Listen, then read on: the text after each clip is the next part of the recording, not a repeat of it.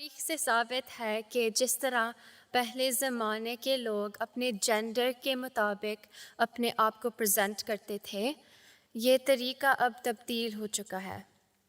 مثال کے طور پر قدیم مصری زمانے میں مرد عام طور پر میک اپ استعمال کرتے تھے اور یہ ان کی مردانگی اور دولت کی علامت سمجھی جاتی تھی، لیکن اب یہ بات جینڈر نارمز کے خلاف سمجھی جاتی ہے۔ ایک حدیث میں ذکر ہے کہ حضور صلی اللہ علیہ وسلم نے فرمایا کہ آخری زمانے میں مرد عورتوں جیسا لباس پہننے لگیں گے اور عورتیں مردوں جیسا۔ حضور کی اس بارے میں کیا رائے ہے کہ آج کل کے زمانے میں اس حدیث کا مطلب کس طرح سے لیا جا سکتا ہے؟ پہلی بات تو یہ ہے کہ اس کو جنرلائز نہیں کر سکتے۔ تم نے پہلے بیان کیا کہ مرد جو تھے وہ سنگھار کیا کرتے تھے اور یہ کیا کرتے تھے۔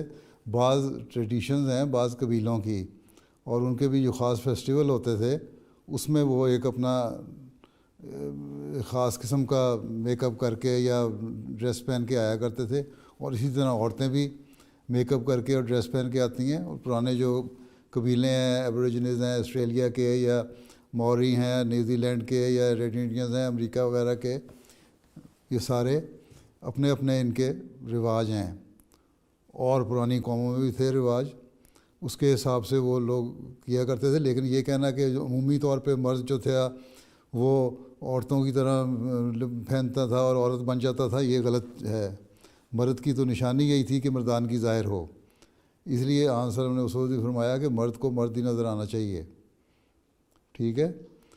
لیکن ایک وقت ایسا آئے گا جب مرد عورت کی پہچان نہیں رہے گی، جو حصے ہیں وہ ختم ہو جائیں گی، جو پریفرنسز ہیں وہ بدل جائیں گی، ترجیحات بدل جائیں گی، ٹھیک ہے۔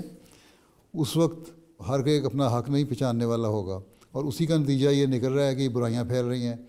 اب جب جینڈر چینج کرنے کا رواج پیدا ہو گیا، اس لیے اس قسم کی جب برائیوں میں انسان ملوث ہوتا ہے تو خیال بھی پیدا ہو جاتا ہے، وہ ماحول اس پہ اثر ڈالنے لگ جاتا ہے۔ لڑکی کہتی ہے میں لڑکا بننا چاہتی ہوں، لڑکا کہتا ہے میں لڑکی بننا چاہتی ہوں، یا نہیں بھی وہ بننا چاہتے تو بعض ایسی حرکتیں کرتے ہیں۔ لڑکوں نے بوندے پہن لیے، کانوں میں بوندے پہننے شروع کر دیے، لمبے بال رکھنے شروع کر دیے، تو آن نے فرمایا کہ مرد اور عورت میں فرق ہونا چاہیے۔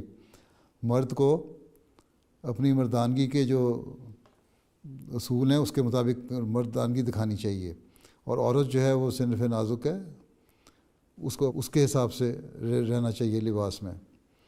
تو جب یہ چیزیں بدل جاتی ہیں تو وہی آخری زمانے کی نشانی ہے۔ اس وقت پھر ایسے حالات جب بدلتے ہیں کہ جب سارا بگاڑ پیدا ہونے لگ جاتا ہے، دنیا میں فساد پیدا ہونے لگ جاتے ہیں، تو اللہ تعالیٰ اپنے فرشتادوں کو بھیجتا ہے، اپنے قریبیوں کو، اپنے پیاروں کو بھیجتا ہے دنیا کی اصلاح کے لیے۔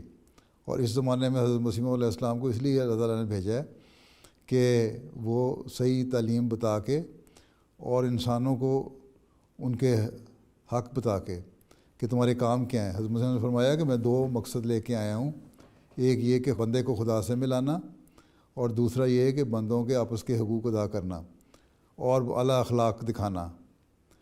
تو یہ اخلاق جو ہیں وہ کیا ہے؟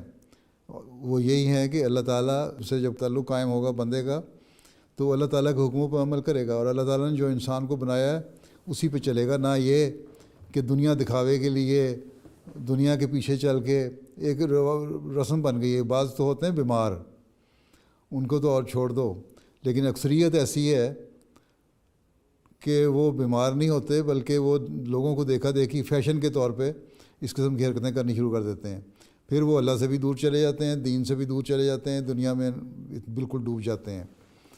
تو ایسے لوگ پھر جو ہے ان کو پھر اللہ تعالیٰ سزا بھی دیتا ہے، اور اگر وہ صحیح راستے پر نہیں آئیں گے تو ضروری نہیں کہ اس دنیا میں سزا ملے، اگلے جان میں سزا دیتا ہے اللہ تعالیٰ کہ جو تمہیں میں نے بنایا تھا وہ کیوں نہیں تم بن کے رہے، جو میں نے تمہارے پاس پیغام بھیجا تھا کہ یہ اچھے اخلاق ہیں، یہ مذہب کی تعلیم ہے، تم نے کیوں نہیں عمل کیا، تم نے مخالفت کی، کیوں دنیا میں ڈوبے رہے۔ تو یہ تو اللہ تعالیٰ کا معاملہ ہے کس طرح بندے کے ساتھ ڈیل کرتا ہے۔ لیکن یہی بات ہے کہ اس زمانے میں آزادی کے نام پر اور فریڈم آف ایکسپریشن اور ہر قسم کا جو فریڈم ہے اس کے نام پر جو مرضی انسان چاہے کرنے لگ جاتا ہے، اور یہ پھر برائیوں کی طرف لے کے جاتی ہے. اسی سے آہستہ آہستہ انسانی نسل بھی ختم ہو رہی ہے، اور یہ برائیاں بڑھ بڑھ کے آخر میں جن قوموں میں زیادہ ہو جائے گی وہ قومیں تباہ ہو جائیں گی، جس طرح پہلی قومیں تباہ ہوتی رہیں. ٹھیک ہے. جزاک اللہ حضور.